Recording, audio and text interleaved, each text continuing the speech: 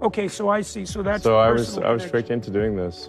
You weren't tricked, by the way. You weren't tricked. I find that incredibly hard to believe. Like, the only way you could say that you were tricked is that you would have otherwise restricted the ability for your trans daughter to be the person that she wanted to be. Because as far as we're aware, she hasn't detransitioned. She's continued to live her life without you in it because you are a caustic, abusive influence as a trans person. So, like, maybe you feel like you were tricked, but the healthcare rendered was correct. So we all knew the man was a deadbeat. We all knew that one of the primary reasons he's cited for why he bought Twitter in the first place was because his trans daughter was on the site and had a small community of other trans people that she talked to, I believe, found, comfort in the company of, etc., etc. That was one of the reasons I believe he's cited. Another one was Libs of TikTok, randomly doxing, randos who are not doing anything wrong, like teachers that happen to have pride flags on the wall or whatever. Elon Musk has now come out and, given for the world to see, which, credit to him for letting everybody know, like, the absolute depths of his moral depravity. Not even to mention, like, any logs he might have been on or, like, little black books or meetings that he had for kung fu practice or whatever in the past, with a certain Maxwell. But, like, another side of his moral depravity. He went on the Daily Wire program with Jordan B. Peterson to talk about how he's a deadbeat abusive parent, which is, not good, but at least, he's telling us, that's nice of him. So, like, we all know that this guy's like a breeder and he has like a weird fixation on it. He's always going on and on about the birth rates in the United States of America and how, like, they're declining or whatever, and he thinks that's the bad thing. And, like, his diagnosis for it is completely off, and the solutions that he has wouldn't fix anything. He thinks it's because of, like, wokeness and, like, because feminism or something, when it's really because nobody can afford to have children. And if you provided through a social safety net by taxing people like Elon Musk more money while still allowing them to be fairly wealthy, if you want to be, like, more moderate about it, and then distributing that money into social safety nets that help people, and people aren't financially strapped and have to work multiple jobs just to keep the food on the table and the lights on over their heads. Like, if you covered a lot of that through common sense programs that comparable non-shithole nations have figured out, and even some, that would be described as shitholes by the Republican Party have been able to figure out with less resources, you would have people more willing to start families because they'd actually be able to. But that's, inconvenient to his narrative and also inconvenient to his bottom line, so he's not going to look into that. The biggest reason why he cares about that is because he lived through apartheid South Africa. His father was an emerald mine owner. He's not a big fan of non-white people, as it would turn out, and he's very clear about that now. He's turned Twitter into a Nazi safe haven. You can't go a couple steps through the metaphorical public square without getting an ear full or an eye full of dumbass, delusional Nazi propaganda in your ear. All these other kinds of things. Big fan of race science, probably, just my guess. Probably has, some calipers of his own. Anyway, he's a big breeder, and he doesn't seem to particularly care about his children at all, as far as we can tell. He just wants to, for lack of a better term, spread his seed as far as he can and impregnate as many people as possible to produce as much offspring because he wants to, live through them once he passes. Which is, a big motivation for a lot of people who have children. Be like, oh, well, I may have an actual legacy or I might not, but either way, like, my name, my DNA, it continues past my own death by having children. That's kind of like the whole point of how humanity has continued to exist, is by passing down DNA from generation to generation through childbirth and continuing the existence of the human species. That's how a lot of other species do it. But, like, to make it a big part of your life in that way, like, it's just weird, man. And to, like, have a problem or feel a certain sort of way about people who don't want to have kids is also weird as hell. But I digress. He decided to go and talk to Kermit the Frog about how he is an abusive parent. So let's hear what's up. Well, it sort of like the happened to one of nameless issue. it happened to one of my older boys, where I was essentially tricked into signing documents for one of my older boys, Xavier. This was before I had really any understanding of what was going on, and we had COVID going on, and so there was a lot of confusion. I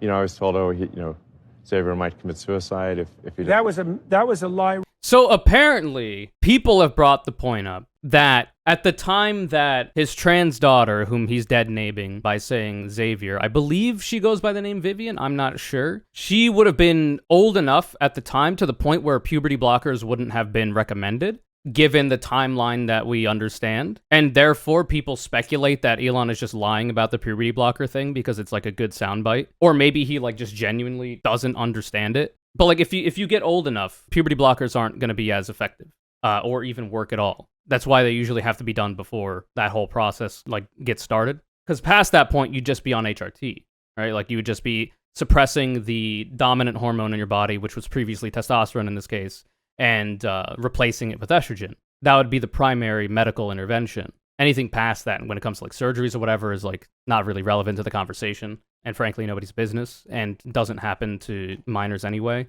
So like he either doesn't understand or he's lying, is the speculation. Right from the outset, no reliable clinician ever believed that. There was never any evidence for that. And also...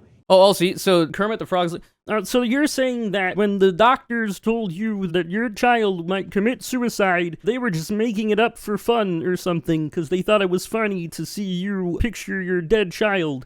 But instead, like what usually is being brought up when a doctor talks to a parent about their child potentially being transgender is you bring up the statistics for how trans youths who don't have supportive parents, who don't have a supportive community or environment around them, often because of the dismay and the depression, the sadness that they feel from feeling alienated from their family, from their loved ones, from their community, etc., will often fall into suicidal ideation as a negative consequence of that. And in order to not have that happen, you work with the child, you work with, as a parent, you work with the doctor, who is, your child's doctor, and you try to find out more about how the child views their own identity, if they're like actually trans, or maybe they end up not being trans later on. That's what the puberty blockers are there for. It's to give somebody more time before puberty does irreversible changes to their body, give them more time to be seen by doctors, to be seen by mental health professionals, to be evaluated by their own parents, and then themselves as well, with their own thoughts, feelings, and opinions about their own identity,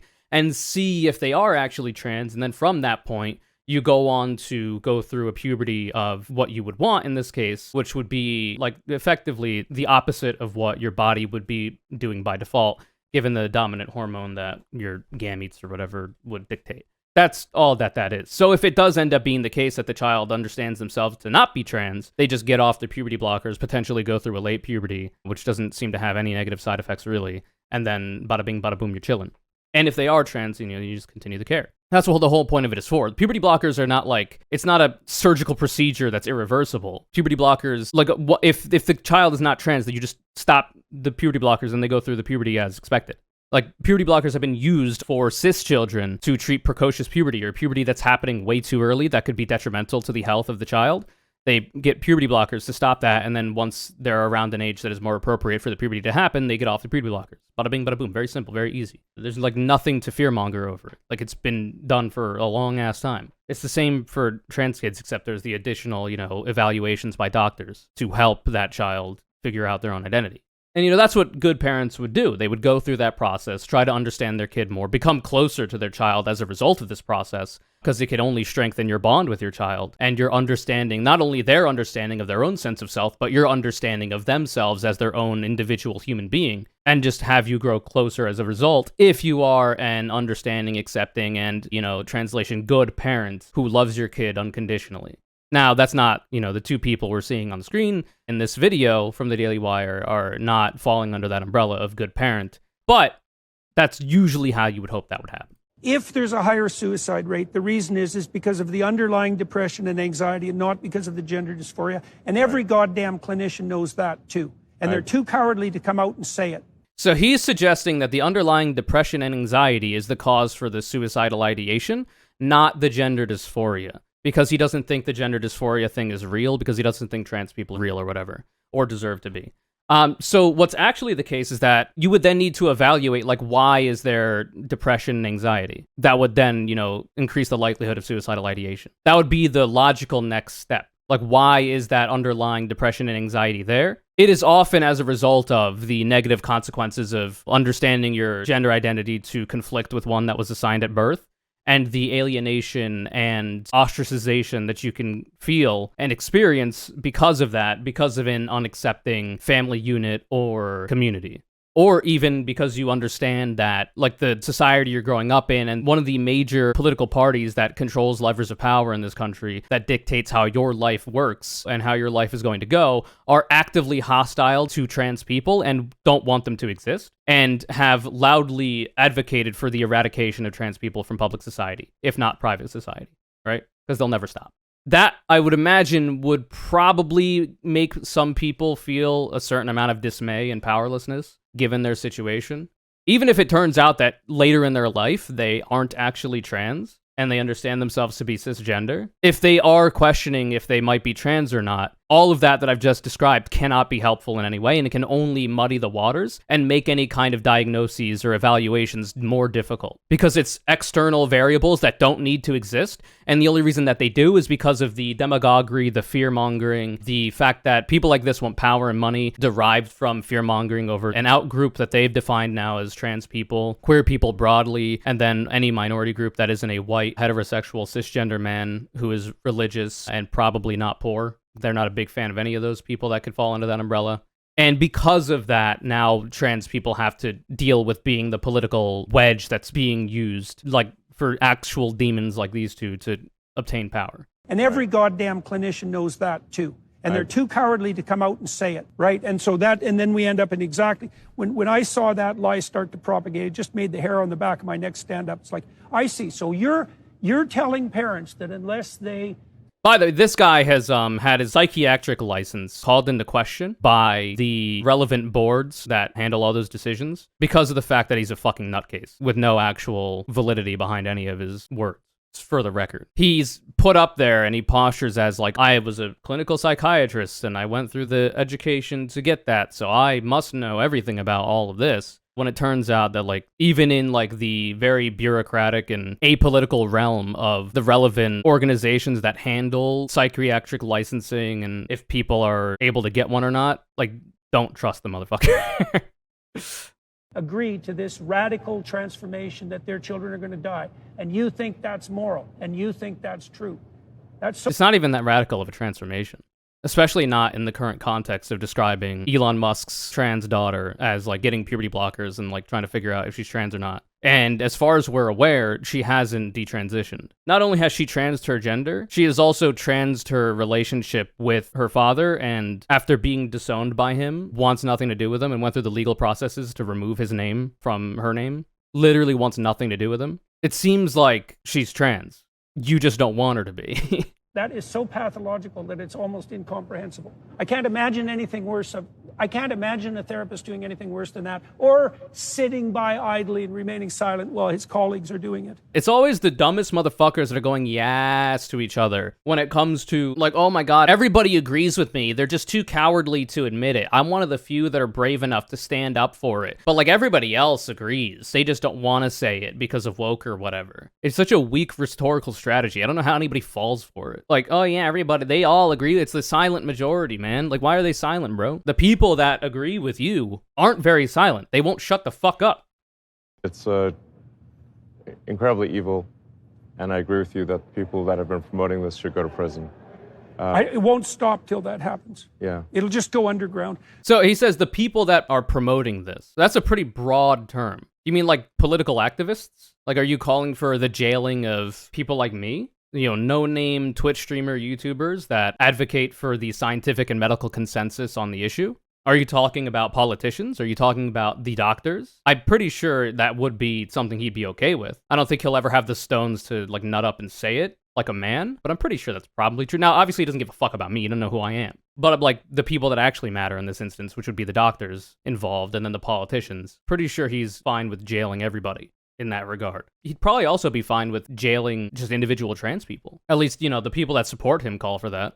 Puberty blockers are being accessed online by kids all the time through non-medical channels. Are they, though? The fuck are we talking about? What are you yammering about, old man? It's incredibly evil, and I agree with you that people that have been promoting this should go to prison. It won't stop till that happens. Yeah. So, like, They're agreeing that, like, the solution here is, like, mass incarceration of anybody involved in the trans acceptance movement, I guess, for lack of a better broad umbrella term. That's pretty cool. That's pretty neat.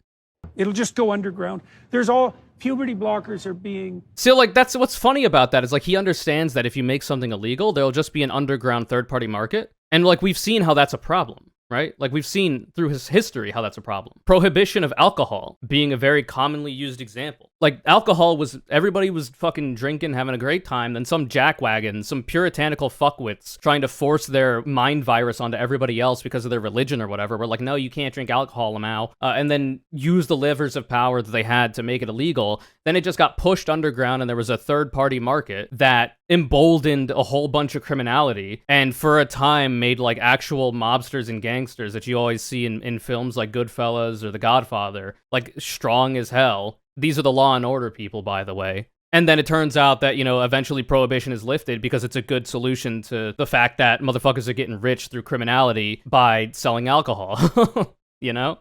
Like, you made the problem. The solution is reversing the issue, the problem. It's the same for trying to ban abortion. It's like a very common, like, even milquetoast Democrats will use the phrasing of, like, making abortion illegal doesn't stop abortions from happening. It just makes safe abortions not happen. Because if people have a want for the service because it is a necessary service, not only for the instances where the life of the pregnant person is at risk, and that's not even allowed in a lot of instances in the states that have outlawed abortion, but people will go through back alley channels, through, like, back alley fucking coat hanger abortions, and it can lead to the death of the person who's pregnant. It can lead to infertility for that person as well, and then they'll never be able to have children should they want to in the future. Like, there is literally only negatives that come from the prohibition of abortion, but the only reason they want it is because they want to exert control over people, and specifically they want to lock women and anybody with the capacity for pregnancy into marriages with them because they're horrible fucking spouses and parents.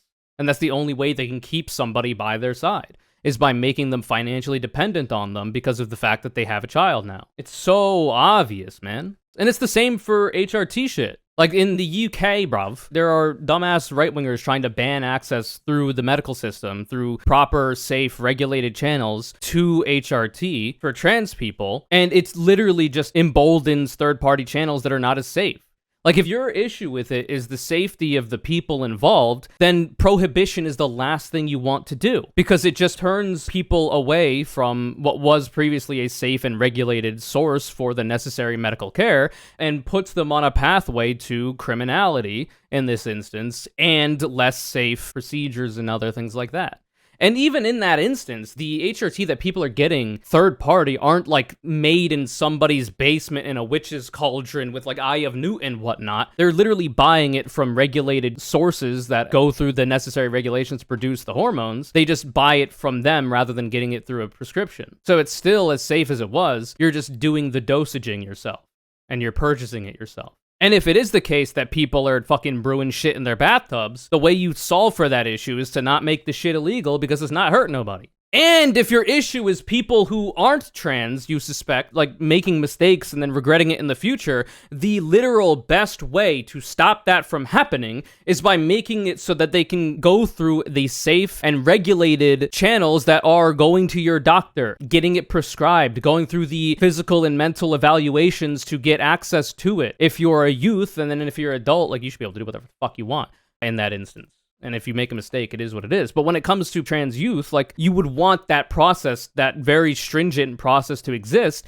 but making it illegal and jailing the doctors that render the service literally makes the problem worse. But, like, they don't care about anybody. They don't care about detransitioners. They just use them as political props. The end goal for them is the eradication of trans people. That's it. That's all it is. Very simple. Like, they tell you that themselves. That's not even my word. They hype up people like Dickhead No Name. What is his name? The gay boy, failed actor from the Daily Wire. What's this man's name? Who called for the eradication of transgenderism from public life or whatever? Yeah, Michael Knowles. Who literally is like, yeah, trans people gotta go. We need to eradicate it from society. And they're like, yeah, you're right, dude. Like, they tell you themselves what they want. Anytime they cowardly tiptoe around it, it's just, you know, it's just pussy shit. Accessed online by kids all the time through non-medical channels. So, yeah, Right. It's not going to stop. Yeah, through non-medical channels in terms of, like, it not being prescribed, but through a medical channel in that it's being manufactured by regulated sources. Okay, so I see. So that's So I personal was connection. tricked into doing this. You weren't tricked, by the way. You weren't tricked. I find that incredibly hard to believe. Like, the only way you could say that you were tricked is that you would have otherwise restricted the ability for your trans daughter to be the person that she wanted to be. Because as far as we are aware, she hasn't detransitioned. She's continued to live her life without you in it because you are a caustic, abusive influence as a trans person. So, like, maybe you feel like you were tricked, but the healthcare rendered was correct. You know, it wasn't explained to me that puberty blockers are actually just sterilization drugs. They're literally not. That's been disproven time and again. I don't know that I need to do it again. They're used for the treatment of precocious puberty for cis youth. Those people who end up going through puberty way too early, where doctors deem it to be having negative consequences for the child in question, they get on the puberty blockers and then get off them so that they go through a puberty around a more preferable time. They don't end up being infertile. So, like, if it does end up being the case that they, you know, you continue to go on HRT and whatnot, it is possible you could lose your fertility, but that's usually addressed, like, in best case scenario, you're able to freeze any kind of like sperm or eggs or whatever. And, you know, in other cases, you just have a surrogate or like you adopt. Like, it's such a small proportion of the population. Like, trans people in the US are like 0.01% of the population on a good day. And a lot of the time, trans people aren't wanting to have kids anyway. And it might even be the case that, like, with womb transplants for cis women, you know, there's been movement in terms of the medical field for that. It might be the case that you can make something happen in the future. So, like, as medical science progresses, these issues become less and less of a problem. But oftentimes, like, you're told about this. The parents are told by the doctor. The patient is told by the doctor, yo, like, this is a potential thing you're going to have to worry about. Here's the ways to deal with that. Pretty simple. And, like, some trans people might, like, elect to, like, okay, I'll go through this puberty. I'll be able to freeze the eggs or sperm or whatever, should I want to have children with my own DNA or whatever. And then I'll go on to HRT after the fact, and some won't because they don't care about not being able to have biological children, you know? Like, with what money are they going to be able to have those kids in the future anyway if motherfuckers like this get their policy positions through and make life harder to live as a non-mega wealthy person? Because that's all these motherfuckers cater to, is people with more money than you'll ever see in your entire life. More money than they can ever need or want or even spend. Even if they decide to drop fucking $40+ billion on buying a website only to make it worse and make everybody hate him just because you're an abusive parent who hates one of his kids. And so I lost my son, essentially. So, you know, Yeah, because it's your daughter now. It's your daughter now, man. they call it dead naming for a reason. Yeah, they call it dead naming because trans existence is not respected enough in our society. And oftentimes when a trans person who has decided to go by a different name passes away, the name that gets put on their tombstone is that of the name they don't identify with or their birth name. That's why it's called a dead name. Either that or, like, some people interpret it as, like, oh, well, Johnny wants to be Jennifer now, and Johnny's the dead name because that's the name that they, you know, put away, retired, or whatever. But, like, usually it's the tombstone thing. He's just trying to twist this in a way that justifies his own abuse of his child. All right, so the reason it's called dead naming is because your son is dead. Like, this man has never been right about anything. So my son Xavier is dead. He's literally not. It's just your trans daughter now. She's very much alive. She just wants nothing to do with you because you are abusive to her, very clearly. Pretty simple, man. Killed by the woke mind virus. I'm sorry to hear that.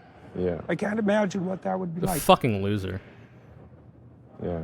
Actual loser. Like, at a certain point, you gotta take your life in your own hands and figure out why you are such a piece of shit and, like, do some introspection and become a better person, because this is no way to be living, man. Take your life in your own fucking hands, dude. You can't be, like, gripped by this fucking propaganda that you've been seeing and trying to propagate now because of your own inadequacies. Be better, man. So, in no uncertain terms, the language that he's using here is very simple. An easy translation for what we've just heard, where he said that his son is dead and was killed by the woke mind virus or whatever, like using your estranged child as a political prop to further the political machine that's trying to eradicate trans people from society. By saying that, you're effectively saying that you'd prefer your child be dead than trans. Because your child is still alive. She's just a trans girl now. She's still alive. You could talk to her today. You could try to make amends and reconnect with her today. But you're telling us that she's dead to you. And in that way, you would prefer that she be dead to you than trans. You'd prefer that she'd be dead to you than be the person that she wants to be. That is an abusive line of thinking. To your own child, your own flesh and blood. And I've said as much. If you read between the lines of his language here, he's proudly proclaiming that he'd rather his daughter be dead than transgender.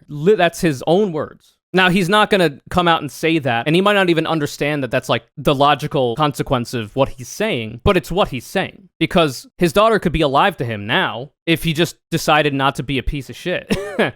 I wrote, if you'd prefer your child no longer exist on this earth and be themselves, you are an abusive parent. If you disown your own child over their identity and live your life as if they are dead, you are an abusive parent.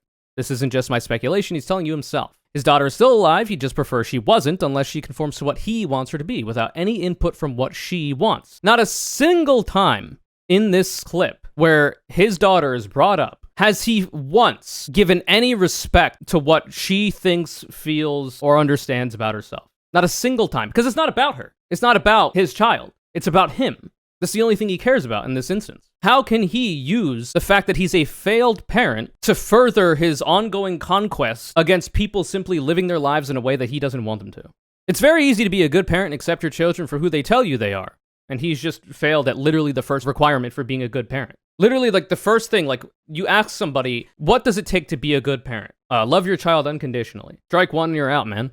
That was too hard of a bar to clear, unfortunately, for Elon Musk. And the thing is that, like, I've actually talked about in the past something similar that, you know, people without an agenda to eradicate trans people will often experience when it comes to being a parent of a trans kid, is what I describe as a kind of mourning process that you have for the child that you understood to be one way, but are now learning is a very different way. So to describe how, you know, the psychology behind this can work for parents, before their child is even born, before they're even conceived, like at the time when they're just like thinking about, if I was to have a child, what would I want them to be like? Like, what would be great to have? A lot of people would be like, oh, you know, if I was to have a child, it would be so cool if they were like a professional sports player for the sport that I like, or if they were like an engineer and were building things, you know, blah, blah, blah. A lot of the times, parents will self-insert onto their potential children things that they would like to see them do, right? Happens all the time. And that's fair enough, because, like, you're just living your life at that point. You don't even have a kid yet. This is before you've even, like, conceived a child. And then eventually you end up, you know, getting with somebody, conceiving that child, and through the 9 months that that child is in utero, you're thinking about, in more, like, concrete and realistic ways, what is it going to be like once this child is born? And then the subsequent years that I'm going to nurture this child to be the best person that they can be, and in most cases, you know, give this child a better life than I ever had. And you're going to have all these thoughts in your head about, like, how that's going to go and what your child is going to be like. Like, if you find out through the ultrasound that you're going to have a girl, you'll be like, oh my God, it would be so nice if she went into ballet. She became, like, a gymnast. Maybe she could even go to the Olympics one day. Like, really insane, long-term hypotheticals that may never come to pass. That, like, you start to, like, really solidify in your own mind. And by this point, before your child is even born, you've already got an idea that's starting to solidify, that you've been building up about who your child is before they're even born. And then your child is born and they're at a point, you know, as an infant that they can't make their own decisions. So you have to make a variety of decisions for them. So this is often when parents will, like, if they have a girl or a boy as assigned at their birth, they would give them, like, boys' toys like G.I. Joes and action figures and, like, little toy cars and whatnot. And if it's a girl, they'll give dolls and, like, doll houses and blah, blah, blah. And they'll put the girl in dresses and the boy in pants and a shirt, I guess, because boys' clothes are boring. And at that point, like, there will be so many things reinforcing, not only just, like, in your own head, but in society, reinforcing this identity that you're crafting for this child, because they don't have any input in the matter. They're too young. They don't know shit. So you, like, have to nurture them and bring them into the world and help them to the best of your ability. The thing is, though, at a certain point, your child is going to develop enough intelligence to be able to have their own internal sense of self. And that's where a lot of complications come in. Because it might turn out that you wanted little Johnny to be a professional football player. You've enrolled him in football, and, you know, every time he comes home, he's like, I didn't really have a good time with that, Dad. I wasn't a big fan of the flag football, actually. And then, like, that couldn't hurt as a parent. Because, like, you've built up this idea, like, Johnny's gonna be a fucking pro, he's gonna be in the NFL. Mark my goddamn words. Because I wanted to be in the NFL in the past, and I couldn't make it happen, so Johnny's gonna have to be the one. And it turns out he doesn't want to. And that sucks. And it does suck. Like, it's not even like, oh, boo-hoo kind of thing. Like, it sucks. Because, like, you have this idea of this child, and it's just not working out the way that you thought it might. Now, the way to deal with this is not to try to force the kid to live a life that you want them to live that contradicts what they want to do. Like, if instead of going into the NFL, Johnny wants to be, like, a pencil pusher engineer and work for NASA or something, it would be, like, helping that child pursue the passions that they described to you, not try to force them to do something they don't want to do. because that's abusive. You shouldn't do that. And there is a certain kind of mourning process that somebody can have for something as mundane as that for their own child. Like, oh, I thought Johnny would be, in the NFL. Turns out, like, even a more extreme case for a person who thinks this way. Turns out he wants to be a gymnast, which is like, a gay sport for guys to be into, right? There's like a certain like level of acceptance you're going to have as a parent that like the child that you had hoped for is not the child that you have, because they're their own individual human being, not your property. And then if you get to the point where like your child says that, like they come home one day and they're like, oh my God, there's this kid in my class that, I find very funny and yada, yada, yada, and I want to go hang out with them. And it's another boy, and like, and your little Johnny has oh, that's just your friend, right? Like, that's just your good friend. If it turns out like that your son has a crush on a kid in his own class that happens to be a boy as well, some parents are going to have a problem with that. And at the same time, they'll probably like see little Johnny playing with Jennifer and being like, oh, is that your girlfriend after she leaves or whatever? Because they've been conditioned to be like, this is how it's supposed to be. It's man, woman, and that's it. It's like anything that contradicts that is going to be a problem for a lot of people. And it's not necessarily a bad thing that like you feel a certain type of way about it when it comes to like, oh, well, I didn't expect this from my kid. So like there's a part of like what I thought my kid might be that's not correct. But the correct course of action there is to just allow your kid to be who they want to be, right? And it's the same for if your kid ends up being transgender.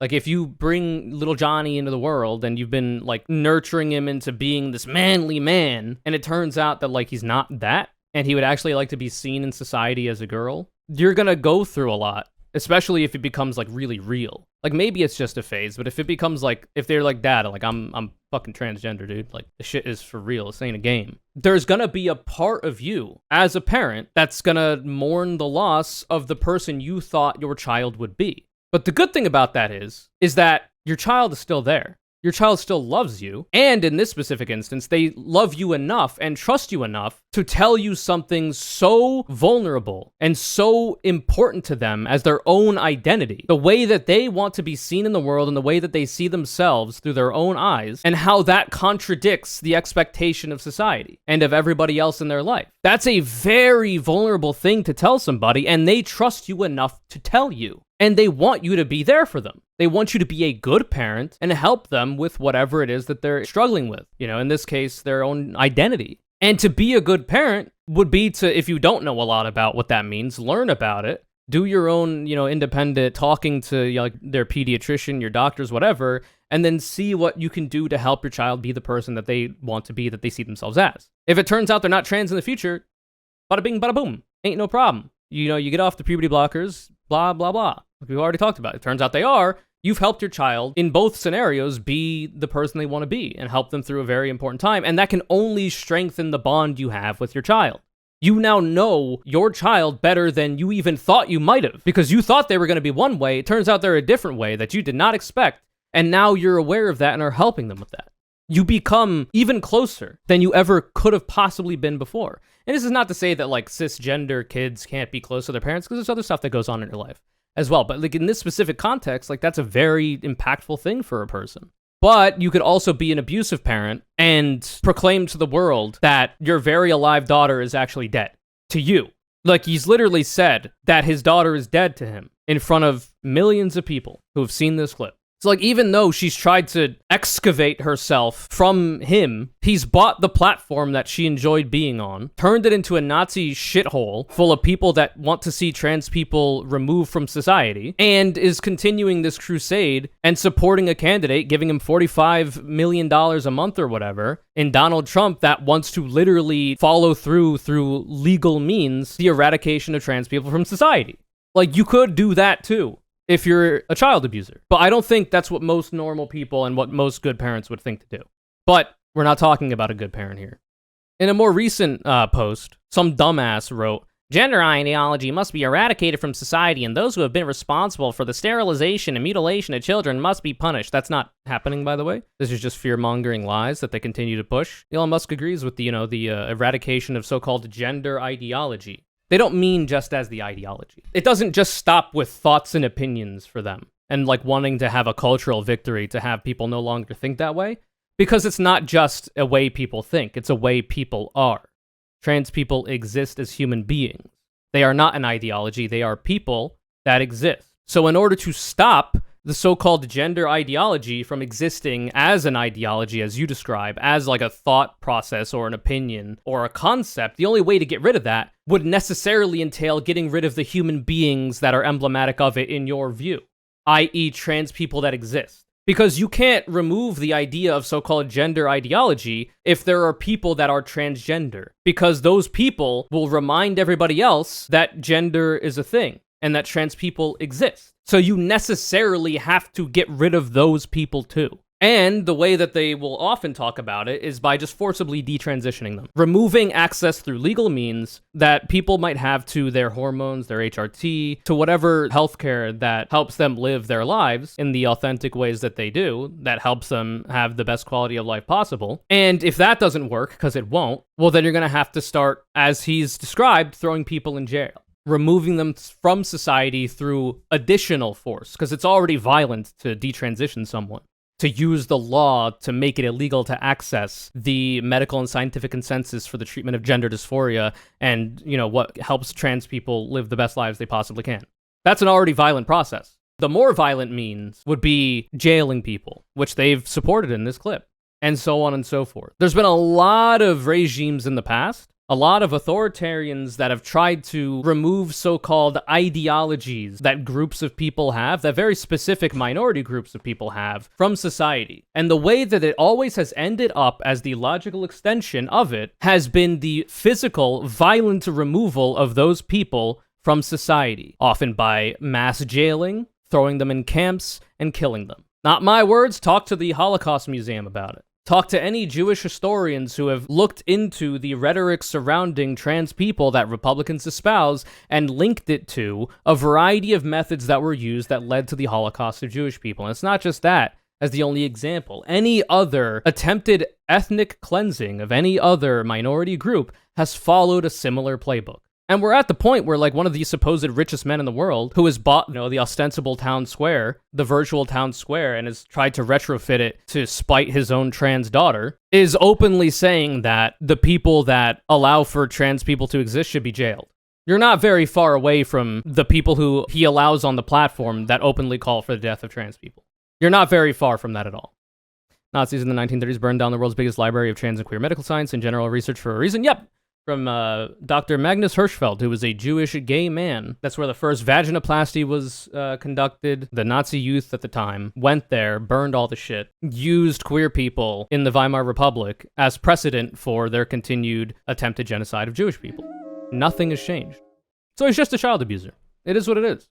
It's fucked up. It's not good, but he's proudly telling you that. And that's not even to mention the kung fu practice he was having with Ghislaine Maxwell. That's a whole other story. And the many meetings that he had with her. It's not good. It's not good.